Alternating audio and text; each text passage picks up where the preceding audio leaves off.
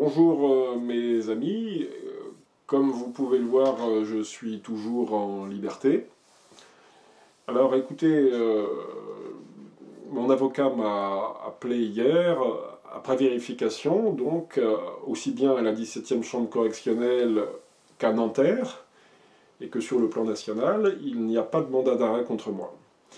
C'est un autre avocat qui m'avait averti de ce mandat d'arrêt, une greffière, je crois, une greffière du tribunal de la 17e chambre correctionnelle de Paris, qui le lui avait dit. Donc il ne faut pas prendre pour argent comptant ce que vous disent les secrétaires ou les greffières dans les tribunaux. C'est voilà, la morale.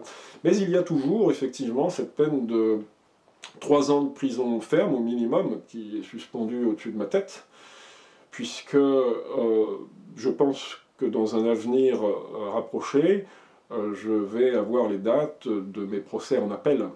J'ai été condamné déjà à 11 mois de prison ferme pour des tweets, des posts sur Facebook, tout à fait anodins, mais qui me valent aujourd'hui de la prison ferme. J'ai été condamné à 6 mois de prison ferme pour mon petit livre rouge qui synthétise en une centaine de pages, 6 gros livres de 400 pages sur le judaïsme. J'ai aussi été condamné à 3 mois de prison ferme pour la simple couverture du livre Les milliards d'Israël. J'ai déjà effectué l'équivalent d'une peine de 2 mois de prison ferme pour un petit articulet humoristique sur les mœurs de l'ancien maire de Paris, Bertrand Delanoë. Et j'ai appris donc cette semaine, enfin les 3 dernières semaines, que j'avais 2 autres procès qui allaient avoir lieu. Un sur ma vidéo Les Juifs, l'inceste et l'hystérie, dans laquelle je ne fais que citer des témoignages de Juifs eux-mêmes qui disent avoir été abusés par leur père. Donc c'est parfaitement objectif, mais vous savez qu'ils nient les évidences, hein. C'est dans leur nature. Si vous dites les Juifs ont joué un rôle épouvantable dans le bolchevisme et ses 30 millions de morts, de 1917 à 1947, c'est vous qui êtes condamné. Ben justement, j'ai été condamné à 2 mois de prison ferme pour avoir dit ça dans un tweet. Il y avait 2 tweets, toujours sur le bolchevisme, hein, 2 mois de prison ferme. Voilà, donc à rajouter à tout ce que je vous ai dit.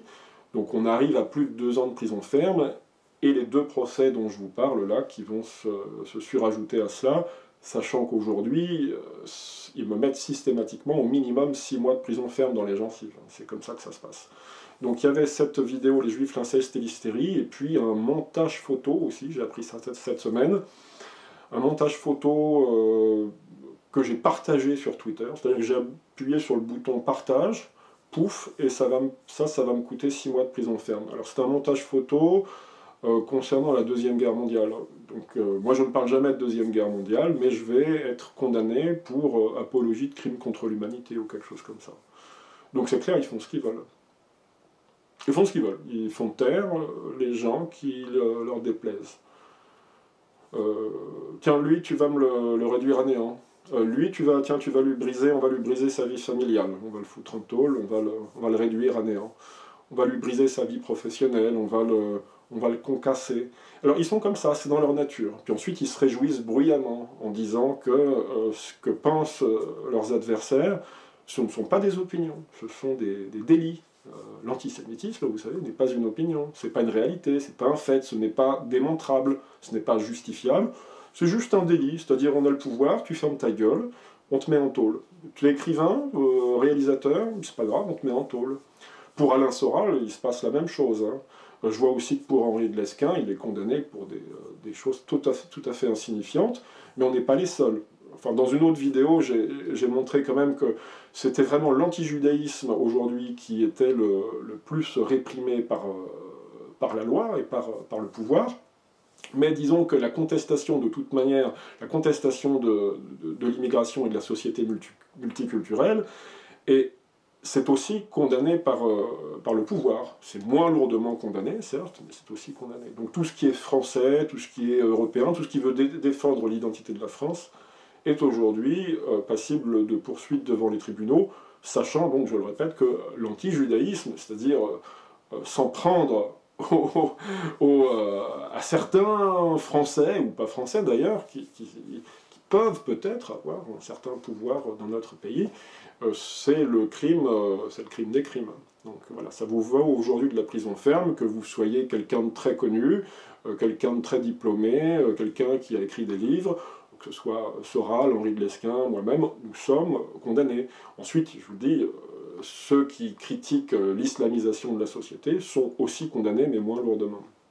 Donc voilà, ils font ce qu'ils veulent. Alors voilà, je suis encore libre, peut-être encore pour quelques semaines ou quelques mois, tout dépend de la date de mes 2 procès en appel concernant le Petit Livre Rouge et concernant les 11 mois de prison ferme que j'ai pris pour des tweets ou des posts sur Facebook. Voilà. Puis ensuite, il y a les autres procès qui vont se surajouter, c'est-à-dire qu'une fois que je serai en prison, ils pourront toujours me garder au chaud en ajoutant des vidéos, en me faisant des procès pour des vidéos que j'ai pu faire ces derniers mois, quoi. Sachant qu'ils ont 2 ans pour porter plainte. Donc une fois qu'on est en prison, on peut y rester un certain temps. C'est-à-dire que ça ne sera pas forcément 3 ans, ça pourrait être 4, 5 ou 6 ans. On ne sait pas, c'est comme ça, nous sommes entre les mains de ces gens-là qui se croient tout permis. Ils se croient tout permis, ils ont le pouvoir et ils contestent, ils répriment toute contestation de leur pouvoir. Ça fait partie de leur nature. Voilà, donc pour les gens qui pensaient que j'étais suicidaire, je vous rassure, ou je vous déçois peut-être, je ne suis absolument pas suicidaire, je suis à peu près à 200 années-lumière de l'idée de suicide. Je suis plus proche de l'idée de génocide, par exemple, que de l'idée de suicide. Bon, ça c'est autre chose. Mais voilà, il y a des choses dans la vie qui font parfois que vous ne pouvez pas lutter. Je ne suis pas du tout prêt à partir à l'étranger, j'ai des obligations en France, je ne peux pas tout vous dire, mais enfin j'ai des obligations, je ne peux pas partir à l'étranger. Je suis tout à fait disposé à aller en prison, ça fait longtemps que j'y pense. À partir de l'automne prochain, je serai prêt, ça m'arrangerait que ce ne soit pas avant l'automne prochain. Maintenant, s'il faut y aller aujourd'hui, si les policiers étaient venus me chercher hier, ma foi, j'y serais allé sans état d'âme. Hein. Je suis tout à fait je suis préparé à cela. Donc c'est comme ça, c'est la vie. Voilà, quand je disais toute vie a une fin, ma foi, en l'occurrence, ça aurait été ma vie littéraire, peut-être qui aurait pris fin. On ne sait pas ce qui va se passer ensuite. On est entre les mains de Dieu.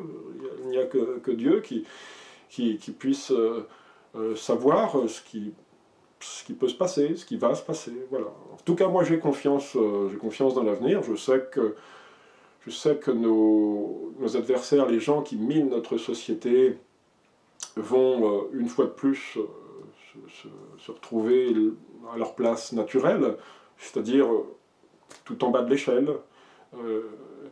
Je sais qu'on va s'en sortir, on peut peut-être être un petit peu impatient, mais il n'y a aucune raison qu'on n'y arrive pas. Nous représentons ce qui est beau, ce qui est grand et ce qui est bien. Et eux représentent la laideur morale, l'avidité, la rapacité, la soif de pouvoir. Ils sont le mal et nous sommes le bien. Alors, quel que soit le cas de figure, il faut continuer à lutter, parce que pour faire reculer le mal, pour que le mal rentre dans son antre, vous savez, comme une grosse araignée, il faut la faire rentrer dans son antre, et faire en sorte qu'elle ne puisse plus jamais en sortir. Plus jamais en sortir. C'est ça l'objectif.